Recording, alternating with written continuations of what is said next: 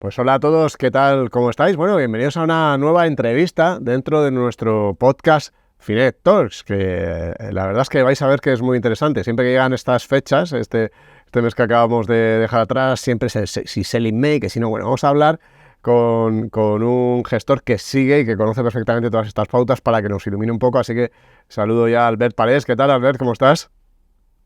Muy bien, muy bien. Muchas gracias por la invitación. Muy Nada, agradecido. un placer tenerte con nosotros. Albert es gestor del fondo Annual Cycles Strategies, bueno, y es experto en análisis estacional y en derivados. Albert, o sea, empezamos por la parte, ¿realmente impacta en la rentabilidad el momento de año que hay que elegir, semana, mes, incluso ahora invertir? Porque muchas veces cuando hablamos de fondos, pues uno tiene la sensación de que da un poco igual todo eso y que solo importa el largo plazo. Pero claro, tú tienes un acercamiento distinto. Sí, sí, sí. A ver, en principio, alguien que invierta a largo plazo, que creo que es como deberíamos ser todos, pues, o sea, una inversión de golpe porque hemos tenido una herencia o porque vamos invirtiendo mes a mes, luego si acaso ya buscaremos el mejor día para invertir del mes.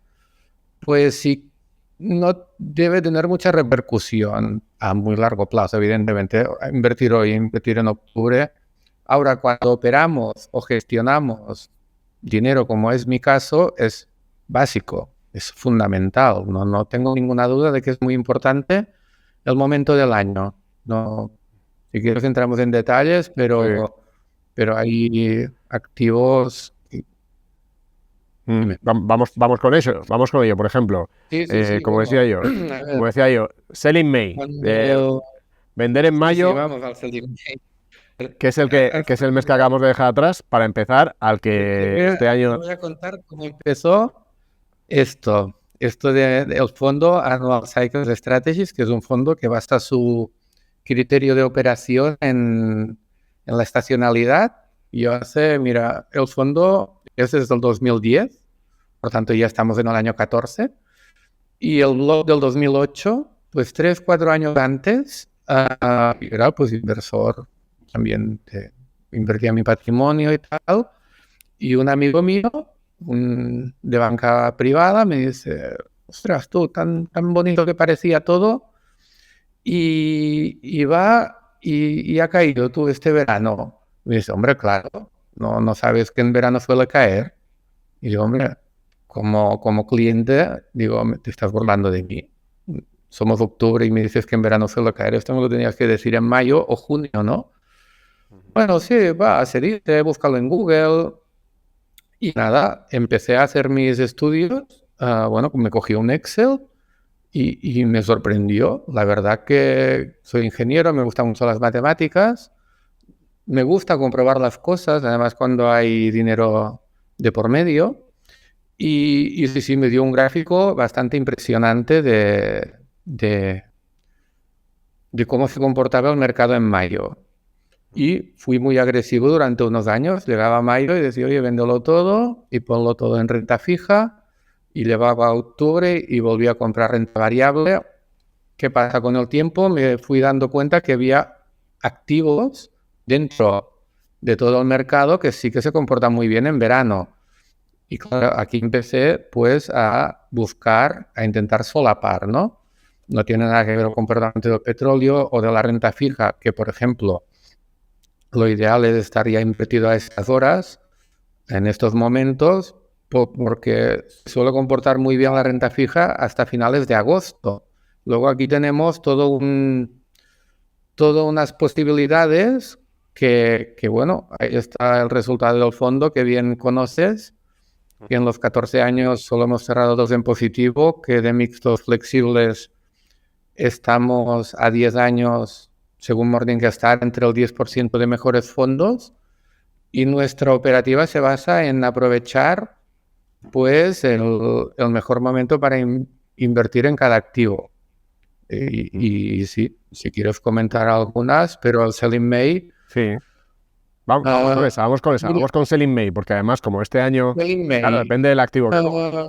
Yo cuando hice mi primera gráfica, nosotros trabajamos con los gráficos de 10 años, ¿vale? Y las comparamos y una gráfica resultante de 20 años. Estamos hablando que tenemos, por tanto, si ya llevamos 15, 16 años, bueno, desde el 15 años desde el blog, me daba que el momento de vender mejor era el 2 de mayo. Y el momento para entrar era 11, 12 de octubre. He acumulado estos 15 años y prácticamente la gráfica sigue comportándose. Sí que se ha movido un poquito. Tenemos una pauta muy interesante de finales de marzo a abril y podríamos decir que se ha desplazado a finales de abril, ¿vale? El mejor momento. Nosotros este año, aprovechando el vencimiento de futuros de abril, que es el tercer viernes de cada mes, pues aprovechamos que había muy baja volatilidad para cubrir con compra de derivados una parte importante de la cartera. También es muy estacional, por ejemplo, la volatilidad. Vamos haciendo, pues prácticamente tenemos todos los activos principales estudiados, la renta variable, la renta fija, la volatilidad y luego acciones que nos interesan. Por ejemplo, Inditex es una acción que se suele comportar muy bien en verano. Claro, cuando estás viendo ya que hay diferentes acciones que se comportan diferente durante los meses del año, pues ya no tienes que hacer lo que hacía yo pues hace 16 años de hoy en mayo, véndelo todo y ponte en renta fija. Y en octubre vuélvelo a comprar todo. Y jugabas mucho el día o la hora, ¿no? Ahora vamos haciendo una operativa porque, claro, lo que influye en la cotización cuando se acelera o cuando se acumula el rendimiento, porque bueno, tiro un poco hacia atrás, nosotros ¿qué hacemos? Cogemos un histórico, hacemos unas medias móviles y detectamos momentos del año, al que le llamamos pauta, donde se acumula gran parte de la ganancia o gran parte de la pérdida. Esto puede ser muy variopinto, desde los buybacks. Sabes que a veces cuando presentan resultados en Estados Unidos lo tienen prohibido, hacer recompra de acciones. Y la recompra de acciones de una empresa como Google, que se va a gastar 70.000 millones de euros en autocomprarse acciones, cuando puede comprar o cuando no, pues evidentemente influye en su cotización. Y O sea, por que tanto, casi el Selling May, por ejemplo, sería ya Selling May, pero con bisturí. O sea, Selling May en valores que tradicionalmente... el índice, ¿vale? El Selling May del índice se suele cumplir y nosotros, ¿qué hacemos? Tenemos yo digo, un fondo de armario de buenas acciones que vamos comprando. Hay meses que no compramos ninguna acción. Cuando compramos una acción es porque ha quedado retrasada y luego operamos el nivel de renta variable con derivados sobre índices, porque no tenemos problemas de que se nos adjudique. Así, luego sí, el índice nos da Selling May y vendemos. O reducimos el riesgo, no somos tan agresivos, reducimos el riesgo del 60 al 40. Y luego durante el verano, si se dan oportunidades, aprovechamos para entrar en determinados activos. Es así. Okay. Que este mes me decías que sí que habéis reducido exposición a través de derivados, ¿no? Sí. Sí. Sí, este mayo nos está yendo... Y una pregunta, ¿os marcáis puntos de... Dime. No, perdón, ¿os marcáis puntos de entrada en función de esas caídas que vais esperando si se cumplen? ¿O esperáis a la siguiente pauta estacional para aumentar la exposición? Bueno, el mes es bastante importante. Cuando hicimos, después de tiempo, meses estudiando pautas de diferentes activos, nos dábamos cuenta que el cambio de mes era un buen momento para invertir en acciones. Y el mes de abril en el cambio de mes es interesante. El mes de julio, el cambio de mes es interesante. El mes de octubre vimos que el cambio de mes era bastante interesante. Luego, ¿qué hacemos? Tenemos muy en cuenta dentro del año la semana del mes. El mes tenemos dos momentos importantes para entrar, que nos dan cierta ventaja, ¿vale? Que es justo antes del vencimiento de opciones, suele ser de derivados, ¿vale? Sea opciones o sean futuros, que es el tercer viernes de mes, suelen ser unos días bastante alcistas. Y el cambio de mes también suele ser bastante alcista. Luego nosotros, antes de, si se dan correcciones 5, 7, 8 días antes, 4 días antes de el cambio de mes o el vencimiento, aprovechamos para hacer un pequeño aumento de riesgo. ¿Qué quiero decir? ¿Cómo operamos? A ver, para que te hagas una idea, esto de la estacionalidad es sutil, ¿vale? No es una cosa que vamos a decir, bueno, a partir del día 2 de mayo o de final de abril vamos a ver cómo el mercado va cayendo. No, es bastante sutil, ¿vale? Uh-huh. Ya llevamos muchos años y vemos que un día que no pase nada de abril, no hay ninguna noticia importante, no pasa nada, el mercado sube un 0,6. Un día de mediados de mayo no pasa nada, no hemos visto nada importante, el mercado sube un 0,1 o baja un 0,1 sin un motivo aparente. Luego no esperemos tampoco una cosa muy clara y evidente. Ves las noticias y pasa determinados, por ejemplo, la quiebra de los bancos estos americanos, el Silicon Valley, pasó en un momento que era previo al rally este de primavera, y aquí aprovechamos para aumentar fuerte la posición, porque pensábamos que era una cosa muy controlada, no era una burbuja, no pinchaba una burbuja como el tema inmobiliario que podía hacer caer en efecto dominó a toda la banca, sino que era un caso muy concreto de una mala inversión de unos activos a largo plazo.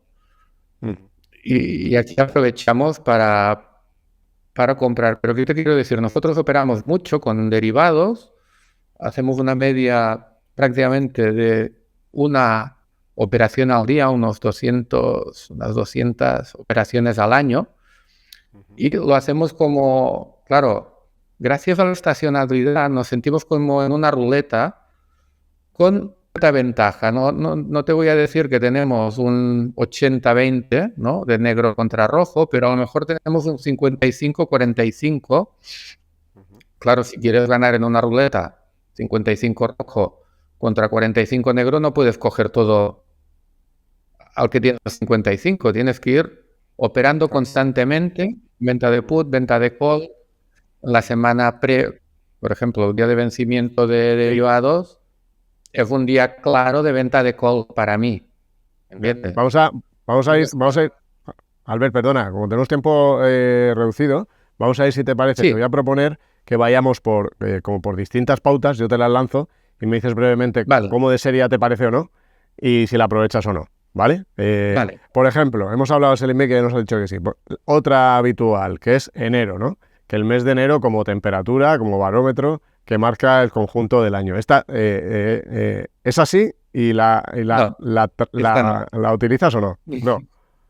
Esta no. Y creo que este enero o el de enero del año pasado es bastante fácil esta. Esta os recomiendo que os la hagáis. A ver, claro, si comparamos enero con todo el año, evidentemente, si enero sube un 2, la probabilidad de que ese año sea alcista ha aumentado notablemente, ¿no? En cambio, se ha caído un -2, ya vamos contra un 4, ¿no? Hemos de comparar despacio. Nos hacemos una distribución, un gráfico de distribución, donde en un en una parte de la tabla ponemos el mes de enero y en la otra parte de la tabla nos ponemos el mes de febrero, de 1 de febrero a 31 de diciembre, ¿vale? Y nos saca la distribución normal. Bueno, había un pequeño sesgo alcista, no te diré que no, podríamos decir que ayuda, que enero sea alcista ayuda al resto del año. Siempre somos animales tendenciales, tendemos a proyectar lo que pasa y empezar bien enero, sí, pero no lo suficiente como para operar, en mi caso. Ok. Mira, otra de las que se suele decir es que también importa el día de la semana. O sea, por ejemplo, hay gente que dice que los lunes me parece que son alcistas, mientras los viernes son más bajistas. Mira, no lo hemos estudiado y tiene mucha lógica, sobre todo cuando operas con derivados o haces un estudio del precio del petróleo, precio de según qué commodity, y haces dos gráficas donde se ve volumen y precio semanal, y claro, es muy interesante porque son activos a veces que van 23 horas al día, ¿vale? Y se ve una vela en cuanto abre el mercado de Estados Unidos y una vela en cuanto cierra el mercado de Estados Unidos, pero un vertical, un poco de U y un vertical que cae, y luego queda el residuo de lo que se opera en Asia y lo que se opera en Europa, porque es que es así, prácticamente no se opera. Y sí que hay cierto momento en cuanto abre Estados Unidos, cuando cierra, que puede ser interesante, pero para derivados del S&P o del Eurostock no lo tenemos en cuenta, el semanal. Ok. Luego, por ejemplo, me parece que esto te lo hemos leído a ti en el blog, que invertir es mejor en acciones, mejor por la noche que por el día. ¿Puede ser?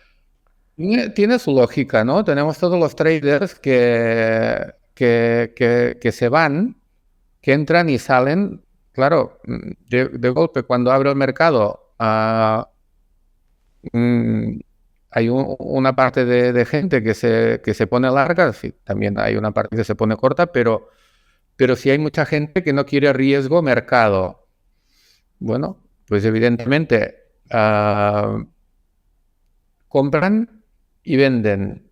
¿Y qué hemos de hacer el resto de los inversores a largo plazo? Vender, hay comprar cuando el resto vende y ya estar comprados cuando el resto van a comprar.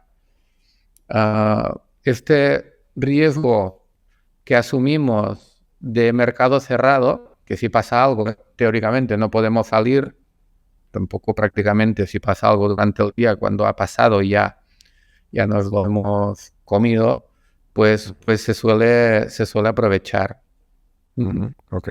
Y luego, hay una que nos interesa porque nos acercamos a elecciones en Estados Unidos, bueno, en España también, pero en concreto Estados Unidos, que es el mercado más seguido. Sí, Sí, que ahí tenemos esta pauta también que dice que el primer y segundo año de mandato son peores, pero que el tercero y cuarto son mejores. ¿Esto lo sigues? ¿Te parece un mito? Esto hice un estudio, por suerte, es un estudio que haces una vez en la vida, que es fácil y que tenemos muchos datos. Creo que hice, claro, es que hacer 12 periodos electorales, claro, la estadística no es muy larga. Claro, a la que haces 12 periodos y estás haciendo 48 años, ¿vale? Y que creo que es bastante razonable. Pero bueno, no deja de ser una muestra de 12. A mí nos gusta trabajar con muestras de 20, a partir de 20, para poder comparar dos medias, y los datos no engañan. Justamente el periodo que nos daba más alcista era en mitad de los mandatos. Podríamos decir que al inversor no le gustan las elecciones, porque generan incertidumbre. Por tanto, si si hay elecciones 2020, 2024, el 2022, y es una gráfica interesante, ¿eh? Tenemos un artículo, no sé si podemos colgar algún link o así, os lo podría enviar, porque es que es así, ahora cuando hagamos esta elección, ya tendremos uno más en la muestra y podremos añadirlo, pero me daba una gráfica y es bastante fácil de hacer. Recomiendo sé que tenéis mucha gente muy inquieta, que le gusta mucho aprender y todo, y oye, es cogerte un histórico del SP de 48 años, se ponen en paralelo, se buscan rendimientos y es un ejercicio bonito. Siempre cuando lo hacemos nosotros mismos estamos mucho más seguros, ¿no? que si lo hemos leído o así. Sí, sí, pues dime.